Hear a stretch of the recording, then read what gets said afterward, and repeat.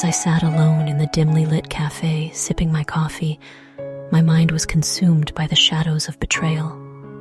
My marriage, once a sanctuary of love, had crumbled into a wreckage of shattered trust. The searing pain of infidelity had scarred me deeply, leaving my heart fractured and my soul adrift in despair. It had all begun innocently enough, or so I thought. Work had brought me closer to a colleague, Mark. We had bonded over shared ambitions and late-night projects. Gradually, our professional bond had evolved into a connection that was more than friendship. The line between loyalty to my spouse, Michael, and attraction to Mark had blurred, and I had foolishly crossed it. When Michael discovered the affair, his eyes, once full of warmth and love, now held nothing but devastation and anger. I watched as my betrayal crushed his spirit, and it was then that I realized the magnitude of my mistakes. Guilt and remorse weighed heavily on me. But it was Michael's heartache that haunted my every waking moment. In the aftermath of the revelation, we chose to separate, both needing time to heal and find ourselves again. The pain of our fractured marriage gnawed at me, and I began to understand the true cost of my betrayal. I sought therapy, not only to understand why I had strayed, but also to confront the demons within me that had allowed it to happen. Months passed, and during our time apart, I made it my mission to rebuild the trust that had been obliterated.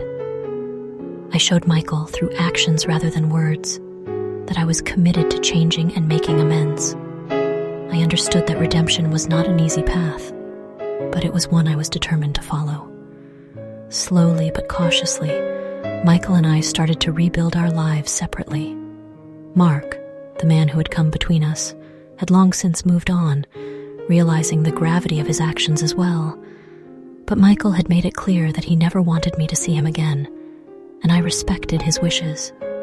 Betrayal had torn us apart irreparably, and redemption had allowed us to find our own individual paths to healing. The scars remained, a constant reminder of our painful past, but they were no longer festering wounds. They were markers of our growth and the lessons we had learned. One day, as I ventured into an art gallery, I spotted Michael from a distance.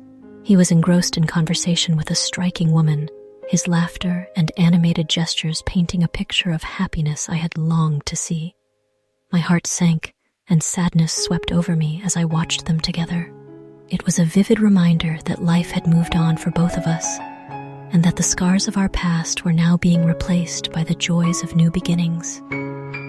As I quietly retreated, I couldn't help but wish him well, knowing that we had both found solace in separate chapters of our lives, forever altered by the choice I had made and the paths we had chosen to follow.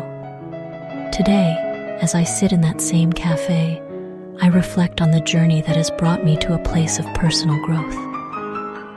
Michael has moved on with his life, and I have too, but our shared experience will forever shape our futures, separately and apart. I understand that my actions took away a life with Michael, and I will never forgive myself for that.